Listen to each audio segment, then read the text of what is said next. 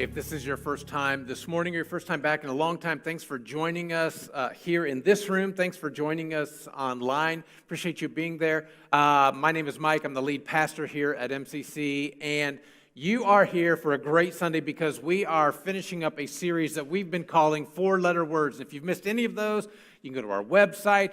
You can see them there, or you can see the entire worship service if you go to our YouTube channel. And if you haven't yet, you can subscribe to the YouTube channel, or you can follow us on Facebook, and you'll get notifications to be able to keep up with everything going on. But we've all learned, right, that growing up, four-letter words are words that we're not supposed to say because they're considered profane or coarse. And sometimes it's not the word itself that's bad, it's the way we use it. And I wonder if what's true in my house has been true in your house as well. Has your name ever become a four-letter word in your house? I mean, sometimes I hear my name and I just know, right? It's not even muttered under their breath at that point. Now it's just out there. And honestly, it's hardly ever my fault. But has that ever, right? I mean, has that ever happened to you? So we took this idea, four-letter words, and we applied it to words that we as followers of Jesus that we might find as offensive as a four-letter word.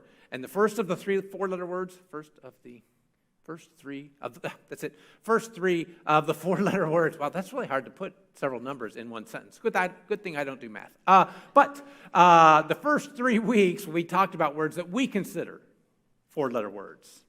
Today, and I want to make this real clear, we're looking at a four-letter word that God considers a four-letter word. I want to make sure you catch the gravity of that. So this last word we're looking at today is the word lies. And really the question we need to ask ourselves is, do grown-ups need to lie?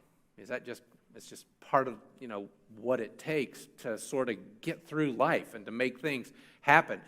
Just a couple of weeks ago, Kelly Renee Turner reached a plea deal with prosecutors. She was accused of lying about a slew of serious medical conditions that her 7-year-old daughter, Olivia, allegedly had, going as far as claiming her condition was terminal and using the fake condition to get thousands of dollars in donations and in special treatment for her and her family.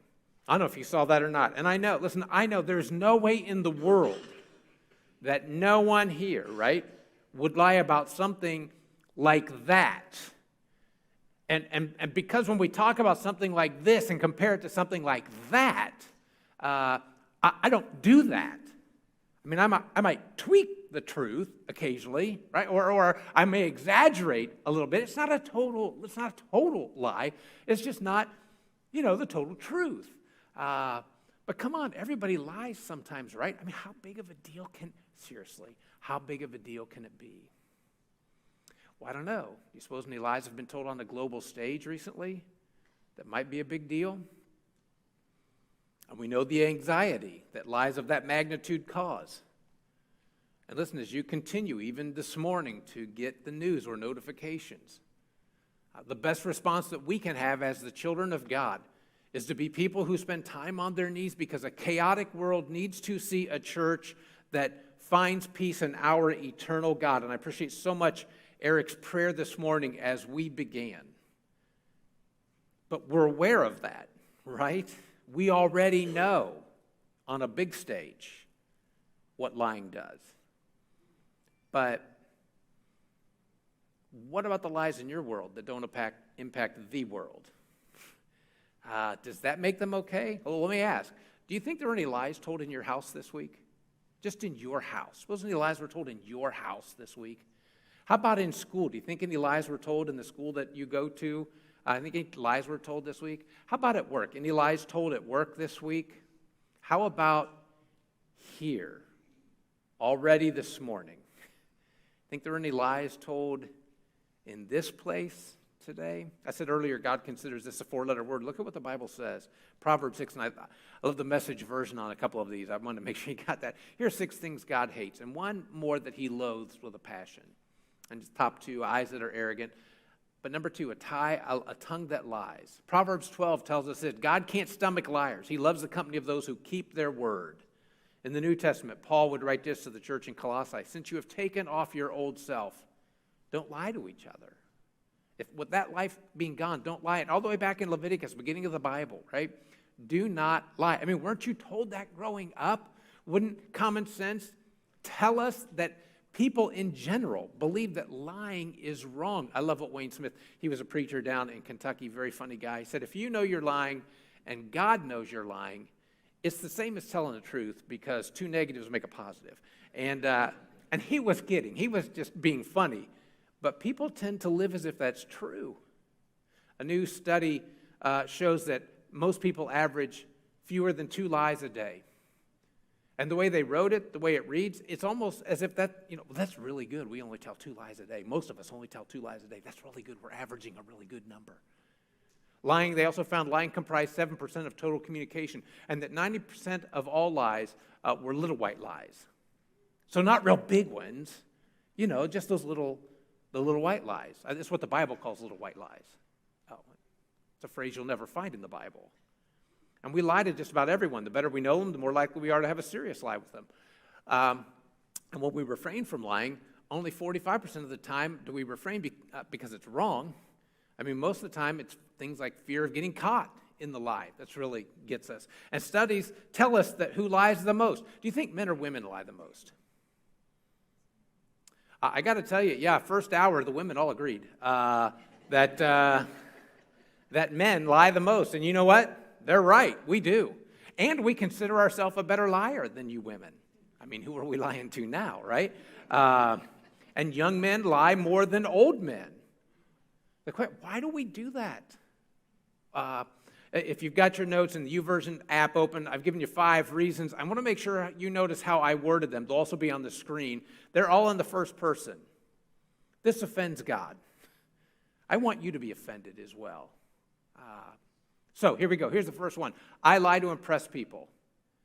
We call it stretching the truth, right? And sometimes it points to a problem with pride. Children do this to get attention or to make others think that they're better than they really are. According to HireRight's 2017 employment screening benchmark report, 85% of employers caught applicants lying on their resume or their applications. Almost 9 out of 10 people applying for a job was lying on their application. It's what weekend athletes do to appear better.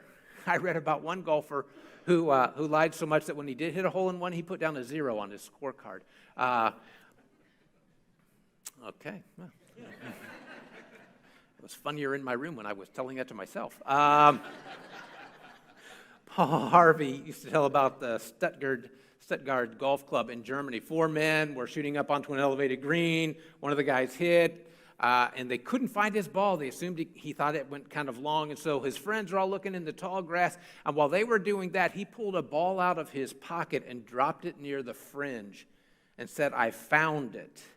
They all chipped up onto the green, and when one of the guys pulled the flag out, they found his ball in the hole already. He had hit a hole-in-one, but the fact that he lied ruined the accomplishment.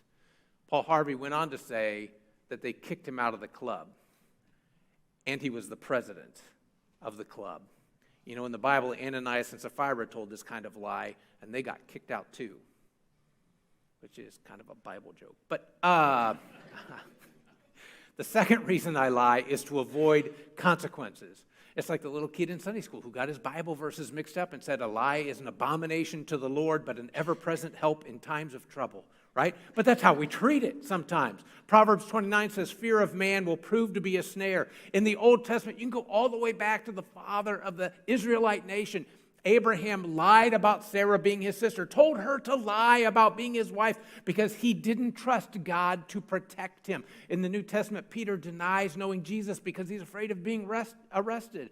And I want to ask this, and it's a little dangerous to get into because we want to treat this like a black and white issue. But is there a sliver of gray in here anywhere? And again, this is dangerous territory to tread into. Are there times when it's acceptable to lie? When it's the best alternative? I want to tell you there are a few exceptions in Scripture to the command not to lie. And one is if telling a lie or deceiving someone would actually save a life. It appears that it was allowed by God. There's a story in the Old Testament about a woman named Rahab who lived inside the city of Jericho. And when the Israelites sent spies in, she hid them on the roof and then lied about it to the king to protect their lives. And when the Israelites attacked just a couple days later, all the lives were taken in Jericho except Rahab and her family. They were spared. In the book of Exodus, Pharaoh tells the midwives that every male child born to the Israelites should be killed. And the midwives, because they feared God, lied to protect the lives of the babies, and God rewarded them for that. Jonathan lied to protect his friend David. Now, I share this with you because I want to make sure you get all that, but we have to be careful because these are exceptions. They happened in extreme cases, usually during times of war or in times of serious civil unrest. What we're talking about today is not to be taken lightly. You saying, if my mom found out what I did, she'd kill me. Listen, that's not going to work. And so we want to be careful. Let me give you the third reason. The third reason I lie is to gain something. Now, when we do this, we want to get our way, or we use it to manipulate other people. It can come as a form of false flattery, like when you're trying to butter someone up to get something, or when children under 5 eat for free, and your child is a young-looking 6? Maybe it wasn't 6 and under. Maybe it was 12 and under at the restaurant. Or you're a senior at the movie theater. Had someone ask Sandy and I if we were seniors. And, Sandy's always quick, are you kidding me? And I'm like, well, what does that get us?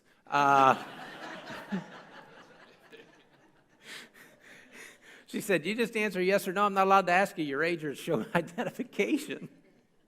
We're not, by the way. But if you've lied to gain something, sometimes I gain to hurt others, or sometimes I lie to hurt others. I don't like them. I'm angry with them. And I want to damage them in some way. Proverbs reminds us that reckless words pierce like a sword. Tom Watson wrote this, it's in the notes. The scorpion carries his poison in his tail, the slanderer in his tongue. And you are just so angry that you want to do damage to them. And if the truth won't get it, a lie is just as effective for you. How about this last one? I lie to mislead others. It reminds me of the lady who was preparing to entertain guests. She went to a small grocery store to buy some of the supplies she needed. She stopped at the meat counter and asked if they had a chicken. And the young man behind the counter reached in. There was only one left. And so he pulled it out, put it on the scale, and said, this one weighs 4 pounds. And she said, ooh, I don't know if 4 pounds is going to get it. So he took it off the scale, put it back in there, acted like he was fishing around, pulled it up again, and this time had his finger on the scale and said, this one weighs 6 pounds. She said, I'm not sure that's going to get it either. Why don't you wrap up both, and I'll take them both home with me. Yeah. Telling the truth takes effort, takes energy, takes time. Might not get you where you want to go. Sometimes it's just easier not to. Have you ever told anyone, I'll meet you there, and then you don't? And quite frankly, you never had any intention of going. Or you ever told someone, I'll be home at 5, and you know you're not going to be home until 6. You know that. But you don't feel like explaining that. Sometimes the truth isn't pleasant, and so we say things like, man, you look great in that outfit. Or, man, I love your new hairstyle. Your kids were wonderful in class today. Hey, Mike, really love the sermon. We think we're doing the right thing at the time, but we're lying. And lying alienates us from God. I mean, you need to know what is happening. It alienates us from God. It undermines our relationship with other people when they find out. It hurts us, and it gets progressively worse. Johnny Erickson Tata said this, words, do you fully understand their power? Can any of us really grasp the mighty force behind the things we say? Do we stop and think before we speak, considering the potency of the phrases we utter? Proverbs 13 reminds us that he who guards his lips guards his life. Jesus said, let me tell you something. Every one of the reckless, careless words is going to come back to haunt you. There's going to be a time of reckoning. Words are powerful. Take them seriously. Words can be your salvation. Words can also be your damnation. Listen, do you know why this is such a big deal? I mean, why would Jesus say something like that? Why is it a big deal to our Father that his children be known as people of integrity? Do you know what the answer is? We're supposed to be a reflection of him to the world around us. Listen, what people see in those who claim to follow Jesus, if they actually believe, when we tell them that we follow Jesus, what they see in us, they assume is also true of Jesus. If they believe that we're followers of his, and lying is sometimes permissible to us, depending on the situation, they assume it's okay with Jesus as well. And yet Numbers tells us all the way back in the Old Testament, it starts painting a picture. God is not human that he should lie. And he calls us to reflect that. So, how do we not lie? How do we stop not always being truthful? Let me give you two ways. When it comes to living on mission, in this area of being truthful people, what do we do? Number one, ask God for help. And listen, I know that sounds like a religious cliche, but John 8 reminds us that Jesus says that Satan is the father of lies. So when he's lying, he's speaking his native tongue. And in Matthew 12, Jesus said that what comes out of our mouth, and maybe this is even more to the point, what comes out of your mouth is a matter of who's taken up residence in your heart. Let me say it another way. Really, what's important is not what's coming out of your mouth, it's what that tells people. What comes out of your mouth tells people who has taken up residence in your heart. And to get Satan out will take God's help. It will take more than your willpower. You've tried that. It doesn't work. And Satan is bigger than you, but he's not bigger than your Father. He may be stronger than you, but he's not stronger than him. So ask for his help. That's why in the Psalms we read, set a guard over my mouth, O Lord. Keep watch over the doors of my lips. Listen, it's okay to ask for help. It's more than okay. We have to do that. Here's the second. If I'm going to live on mission, I want to challenge you to take the 7-day truth challenge. A friend of mine, when he spoke about lying, encouraged his congregation to do this. So I'm not going to lie and tell you I came up with it. I'm stealing this idea from a friend of mine. But for the next 7 days, so Saturday to Sunday, don't tell any lies. None. Not even in the smallest of matters. Jesus said this, whoever can be trusted with very little can also be trusted with much, and whoever is dishonest with very little will be dishonest with much. So, no exaggeration, no spin, no fibs, only the truth. And if you slip up in the next 7 days, if you slip up during this challenge, you confess it. You talk to your father about it. You may need to talk to the person you were talking to about it. So you confess your sin, and then you move on. You got it? You move on.